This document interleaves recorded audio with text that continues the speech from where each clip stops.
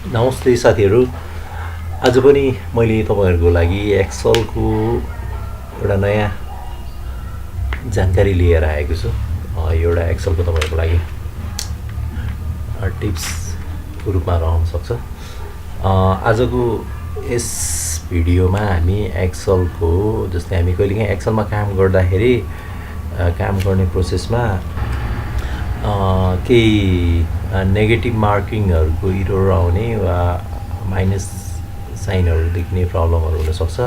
Negative mark जुन आइराखेको हुन्छ त्यसलाई पोजिटिभमा लैजानु पर्ने हुन सक्छ, अर्थात् माइनसलाई प्लस भ्यालुमा लैजानु पर्ने हुन सक्छ। हो त्यस्तो कन्डिसनमा नेगेटिभ भ्यालुलाई पोजिटिभ कसरी बनाउने भन्ने तरिका आज हामी सिक्दै छौं। यसको विभिन्न तरिकाहरु छ, त्यसमध्ये म केही जानकारी गराउन गइरहेको छु। अब हामी यहाँ सुरु गर्छौं।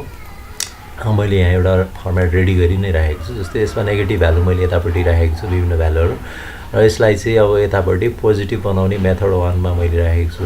यो प्रोसेस राखेको छु to make positive value method 1 भनेको छु। अब मेथड 1 मा हामी यो नेगेटिभ भ्यालुलाई पोजिटिभ कसरी बनाउने? अब सबैभन्दा सिम्पल तरिका भनेको एउटा फर्मुला छ, equal to ABS bracket starting गर्नु, अनि जुन भ्यालुमा नेगेटिभ भ्यालु छ अर्थात् जुन सेलमा नेगेटिभ भ्यालु छ त्यसमा गएर क्लिक गर्नुस् र ब्र्याकेट क्लोज गरेर इन्टर प्रेस गरिदिनु। यसले के गर्छ त यसलाई पोजिटिभ बनाउने काम गर्छ। यसैलाई अब सर तलसम्म ट्र्याक गरिदिनु, सबैमा यही फर्मुला एप्लाई गरिदिन्छ। यो एउटा तरिका भयो। यसमा हामीले के गर्यौं त ABS भन्ने फर्मुलाले जहाँ नेगेटिभ भ्यालु छ त्यसलाई चाहिँ कल गर्ने काम गर्यौं। यो एउटा पहिलो मेथड हो, इजिली युज गर्न सक्छौं। अब दोस्रो मेथड भनेको चाहिँ यो पनि एउटा सिम्पल फर्मुला हो। इक्वल टु गर्छौं र जुन सेलमा हाम्रो नेगेटिभ भ्यालु छ त्यसमा क्लिक गर्छौं र इन्टुलाई एस्ट्रिक हाल्नुपर्छ यसमा। त्यसपछि हामी एक्सेलमा इन्टुको लागि एस्ट्रिक साइन युज गर्छौं। अनि इन्टु केसँग गर्नु पर्यो भने -1 सँग सेल नेम इन्टु -1 गरेर इन्टर प्रेस गरिदिसकेपछि यसले चाहिँ हाम्रो नेगेटिभ भ्यालुलाई पोजिटिभ बनाउने काम गर्छ है। यो दोस्रो मेथड भयो।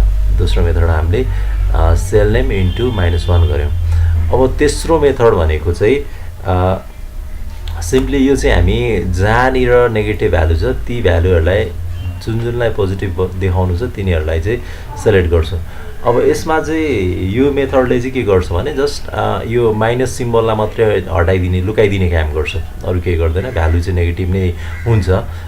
यो गर्ने तरिका चाहिँ सिलेक्ट गर्ने नेगेटिभ भ्यालुलाई, त्यसपछि होम ट्याबको यहाँ नम्बर भन्ने जुन यो ग्रुप छ, नम्बर ग्रुपको यो साइडमा यहाँ एउटा एरो जस्तो देखिन्छ, यसमा गएर क्लिक गर्नुस्।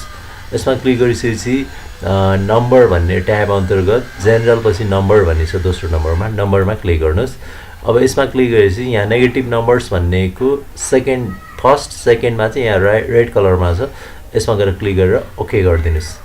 यति गरिदिसकेपछि चाहिँ तपाईको भ्यालुलाई यसले पोजिटिभली देखाउनको लागि, मतलब यसले चाहिँ यहाँबाट तपाईको माइनस साइनलाई मात्र हटाउने काम गरेको छ। यसमा क्लिक गर्नुभयो भने यहाँ हामी फर्मुला बारमा हेर्न सक्छौं, पहिलेको जस्तै भ्यालु चाहिँ त्यही नै छ, -100 -150 यसरी नै रहेको हुन्छ है। यसरी हामी माइनस साइनलाई हटाउने काम गर्छौं। यो थर्ड मेथड भयो।